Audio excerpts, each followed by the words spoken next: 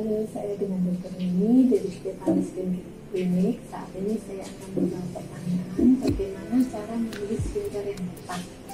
Nah, untuk jawaban ini kita harus tahu jenis kulit kalian apa, karena hampir nggak mungkin satu jenis skincare itu bisa digunakan untuk semua jenis kulit.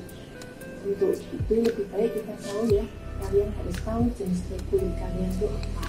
Saya akan membagi menjadi 3, yaitu yang pertama ada dry skin, kulit kering, normal skin, dan oily skin. Perbedaannya di mana dari 3 jenis kulit ini? Perbedaannya kita kembali ke skin anatomy, yaitu perbedaannya di glandula sebasea atau kelenjar minyak. Misalnya pada seorang anak usia remaja di mana terjadi perubahan hormon, di mana hormon androgennya akan meningkat, maka akan terjadi pembesaran kelenjar minyak atau glandula sebasea. Dan kalau terjadi pembesaran kelenjar minyak atau glandula sebasea, maka kadar minyak di atas ini akan meningkat.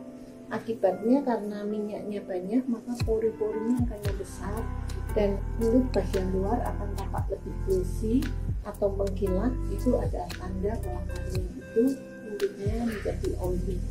Tetapi pada saat seseorang ini berusia mulai menginjak 26 tahun ke atas, maka glandula sebasea atau kelenjar minyak ini akan mulai mengecil kembali atau menjadi normal, dan produksi sebum atau minyaknya itu tidak sebanyak sebelumnya. Akibatnya apa? Pori-pori ini akan kembali mengecil biasanya, dan kemudian kulitnya akan menjadi normal. Tetapi dengan seiringnya waktu, misalnya pada seorang wanita yang mulai memasuki premenopause, misalnya usia 46 tahun ke atas, kelenjar minyak atau glandula sebasea ini akan menjadi amat sangat kecil, sehingga produksi minyak di daerah sini itu akan sangat berkurang, sehingga kulit akan menjadi kering atau kita sebut sebagai dry skin. Pada kulit yang kering atau dry skin ini sangat jarang sekali kita temukan komedo. Kenapa? Karena minyaknya sudah hampir nyaris tidak mungkin, hampir tidak ada.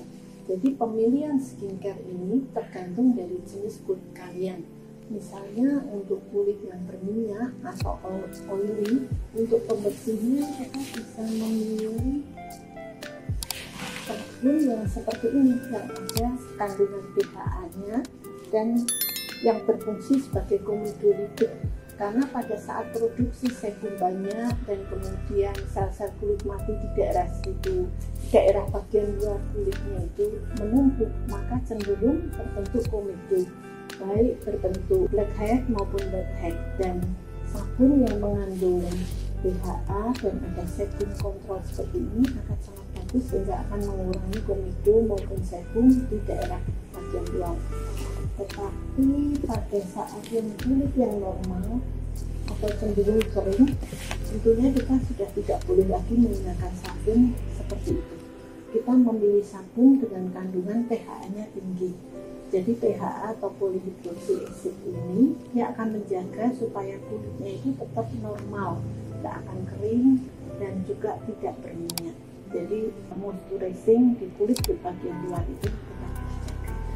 Kemudian yang vital lagi tentunya untuk pemilihan sunblock. Wajib kita lakukan karena kita tinggal di daerah tropis di mana sinar matahari itu terus menerus ada. Nah, pada saat kulit seseorang berminyak, kita bisa menggunakan sunblock yang bentuknya gel, karena bahan dasar sunblock sendiri itu biasanya cenderung berminyak, sehingga penggunaan sunblock pasti rata-rata akan menambah minyak di kulit kita.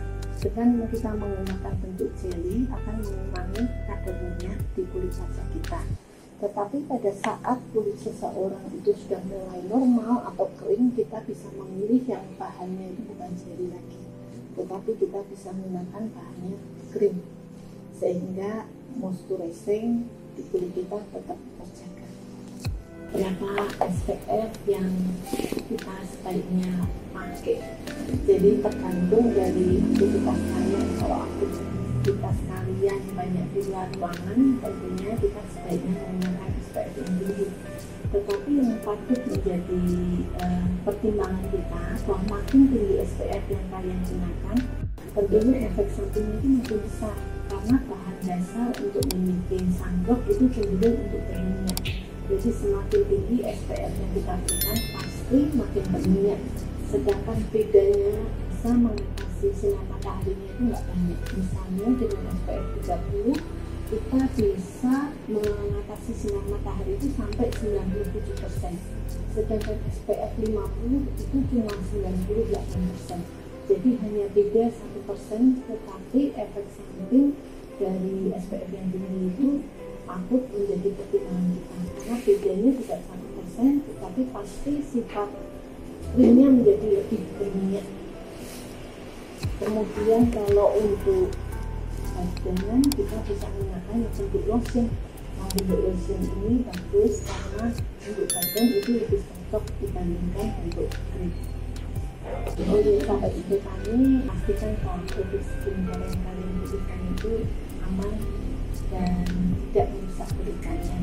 Karena makanya ASEAN datang ke Stefanus Clinic di mana saya bekerja, di mana banyak anak-anak muda itu yang keliru menggunakan skincare sehingga akhirnya terjadi jerawat yang perlu waktu cukup lama, bahkan ada juga yang akhirnya terbentuk scar, dan ada juga yang terbentuk rak hitam yang sampai sekarang pun perlu usaha yang sangat kuat untuk bisa menghilangkan rak hitam itu dari kulit kita.